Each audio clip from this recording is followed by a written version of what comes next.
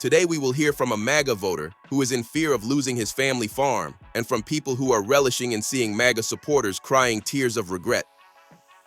Check it out. I got to farm with my dad every day. It's a way of life. It's a wonderful way of life. And it's at risk. And it shouldn't be.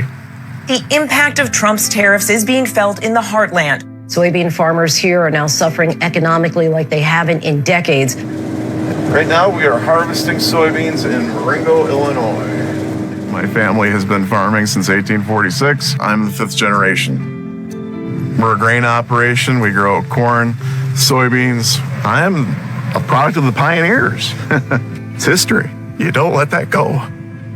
One of the best memories that I had was just my dad teaching me how to drive a tractor. I got to farm with my dad every day. It was pretty cool. How many people could do that? It's a way of life. It's a wonderful way of life. And it's at risk. And it shouldn't be. It's total bullshit. Human lives are at stake. It's stupid. The whole thing is stupid.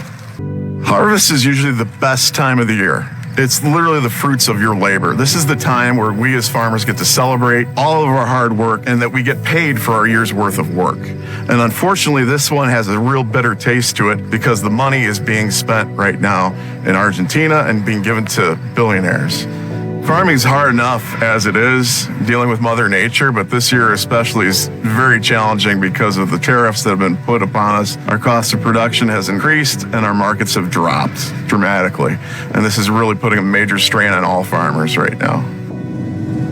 If anybody who's not a farmer and they say, well, what do I care about what's happening with farmers? What does that matter? Well, in Illinois, 20% of all jobs revolve around agriculture. And when farmers have money, we spend it, and we spend it on really big high-ticket items like combines or tractors, all of whom are made in major Rust Belt areas. And those are really high-paying, good jobs, and that trickles down to the waitresses who get better tips, to our schools because people have more income, the schools get better funded. And right now, we're just in a major holding pattern because we have no income. The American people are hurting right now. The farmers are hurting right now. There is absolutely no reason for this. When President Obama was in office, we had a wonderful jolt of energy because we had an administration that said, we're going to have advanced biofuels power our country. And then Trump got in there and decided to have his trade wars again and everything else and to roll back all those environmental protections, and the ag economy started to tank. Joe Biden gets in there again. Hey, we're going to have advanced biofuels. We're going to have airline fuel that comes from corn-based ethanol. What happened? Prices went up again, up to an all-time high, right where they were. Trump gets back in there again. We're going to have a trade war, and boom, prices are tanking again. President Trump is said to be considering a bailout of at least $10 billion for farmers. That may be too little too late. We don't want a bailout. We want a market. Bailouts are Band-Aids. We aren't even made whole off of this. That's money that should be going towards senior citizens. That's money that should be going for the Affordable Care Act. That's money that should just be going to regular tax cuts for normal Americans and not billionaires. What he is doing is destroying our markets. And when those markets disappear, we're not going to get them back. We need to have a new policy. We need to have an ag policy that works for farmers again. And we know what works. We have to be able to make a living doing this. The years that we do the best are when our products are in demand. And our products, overwhelming for the history of this country, are in demand when we have a strong export market. And we have to keep those markets alive. We have to do that. And this administration isn't doing that. People came to this country for opportunity. Opportunity equal land. And we're giving that up. And it's wrong. It's absolutely wrong. Part of the reason why the greatness of this nation is because we take care of people and there's values of the family farm that need to be upheld. And it's good for America. We tried to warn you, Trump supporters. We tried to explain to you that everything that Donald Trump was saying about taxes, about inflation, about virtually everything was lies. The man is the single most brazen and shameless liar in all of American history. And it is really mind-boggling that he fooled so many of you. And while you still don't understand this, you soon will. Or at least for crying out loud, you should. Donald Trump, two lies that we can point to. He's already admitting were lies, are his lies about tariffs and his lies about grocery prices. Because as you know, he promised the moon and stars when it comes to tariffs. Tariffs would solve all our problems, including reducing the price of everything. Because suddenly we're going to start making everything in America and everything's going to be so much cheaper and plentiful. Well, he's already come out and said, I can't guarantee that my tariffs aren't going to increase the price of goods sold in the United States. Yeah, no shit. Every other video on my TikTok page is a Trump supporter regretting voting for Trump. And I love this because it actually all boils down to them having to go through it. Okay, you got this one bitch who's over here crying about how she has to have an abortion and she's afraid to have it because she's in Texas. No fucking shit, bitch. You probably voted for Greg Abbott. You're over here, you got this fucking girl who's married to an immigrant who's crying about her husband having to go. No shit, bitch. This is what you fucking voted for. I love it. I love it. I love it. Okay, I want more of that, less of the fucking TikTok ads and lives. I want more fucking rub it in your face, bitch. Fuck you. This is for all you Trumpers that voted for Donald Trump. You guys want to talk shit about Joe Biden. Now you want to bring Obama up in the middle of this. But let's just recap one thing, and I want you to hear this real fucking clear. You have an orange man that sits in the Oval Office who has got ties with Jeffrey Epstein. You've got a man in that office who has destroyed this country with his tariffs, who has made people be laid off, who has cut thousands of jobs, that has shit at the store skyrocketing.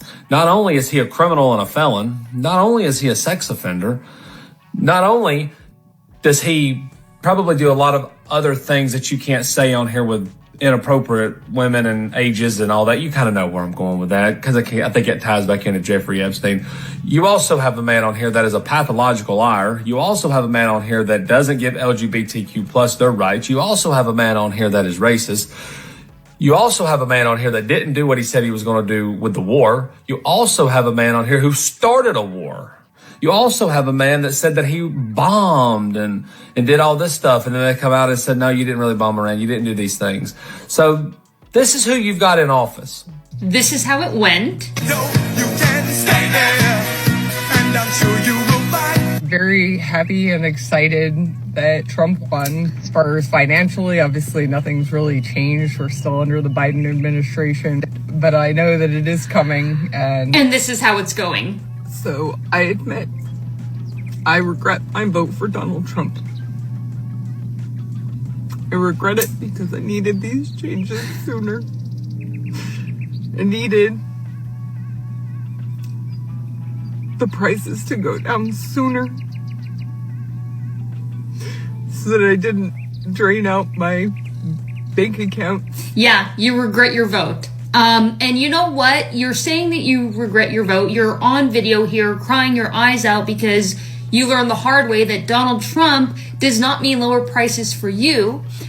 He again stated over and over and over again that he was going to do blanket tariffs. We told you he was going to raise prices. You guys said, no, we don't know what we're talking about. Experts who've studied this for 10 plus years now, they just don't know.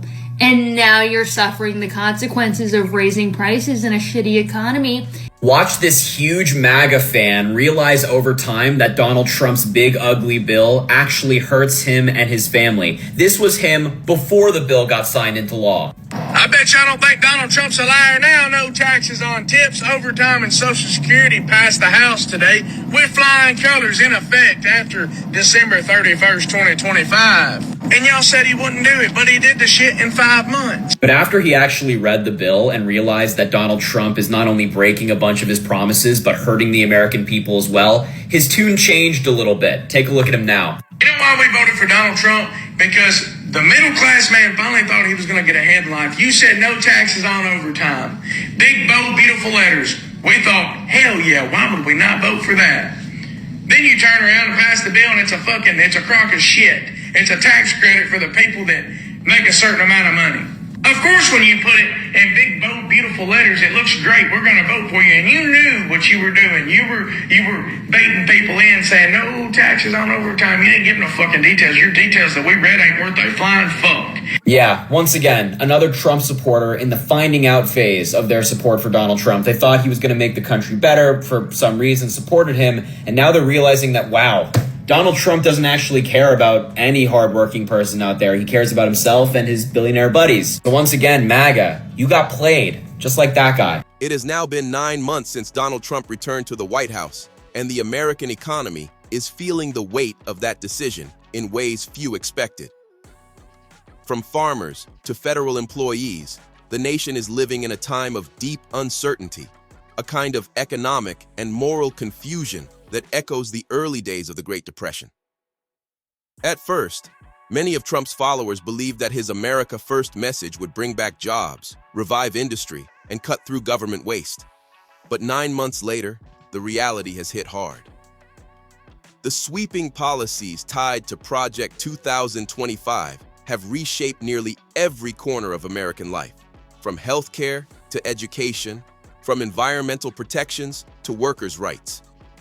Government programs that millions of families depended on for decades, food assistance, affordable housing, Medicaid, even Social Security safety nets, are being rolled back or privatized in the name of efficiency. For many, those cuts feel like an act of betrayal. Farmers who once cheered Trump's trade rhetoric are now watching exports decline again as new tariffs and global tensions choke off international markets. Rural communities, already struggling to survive, are losing federal support for agriculture, broadband, and disaster relief. Government workers, from postal employees to park rangers, are facing job freezes, pay cuts, and uncertainty about their futures. Ordinary Americans are trying to adapt. Some are taking lessons from their grandparents, learning to grow gardens, store food, and barter, just as families did during the Great Depression. Others are rushing to buy gold, silver, and land, fearing that the value of the US dollar is slipping away. Inflation has slowed, but prices remain high, and wages haven't kept pace. The gap between the wealthy and the working class has widened even further, leaving millions feeling invisible in an economy that seems to serve only the top few. Meanwhile, the world is in turmoil. Wars rage across the Middle East and Eastern Europe, shaking global trade and energy markets. America's alliances with traditional Western powers are fracturing, and financial systems that once seemed invincible are cracking under pressure. Countries that once looked to the US for stability are now turning elsewhere, to China, to Russia, to emerging coalitions that promise a different kind of order. And yet, amid all this, many MAGA supporters are holding on to faith, believing that things will eventually turn around, that Trump has a plan to restore America's greatness. But others, quietly and reluctantly, are beginning to admit regret.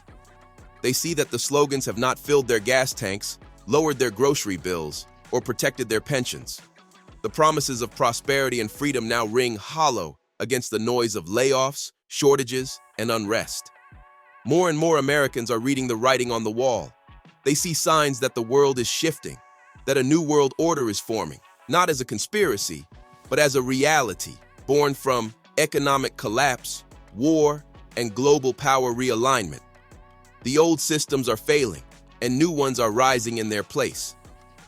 9 months into Trump's return, the question facing America is no longer about left or right, Democrat or Republican. It's about survival, economic, moral, and spiritual. The nation stands at a crossroads, and millions are asking themselves if the path they chose has led them closer to freedom or deeper into the hands of forces far beyond their control. Tell me what you think about this topic. Hope you find the information in this video informative. Feel free to like, subscribe, share, comment. Thanks for watching.